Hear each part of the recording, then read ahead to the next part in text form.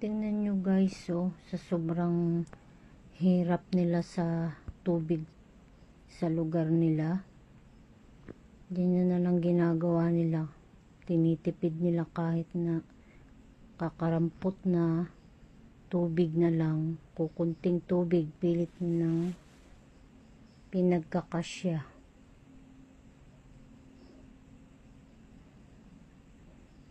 Tingin ko itong mga siguro itong mga taga-Afrika. Mga taga-Afrika siguro yun. Sobrang kukunti na lang ng tubig nila.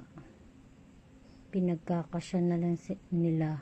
Gumagawa na lang sila ng paraan kung paano makakatipid sa tubig.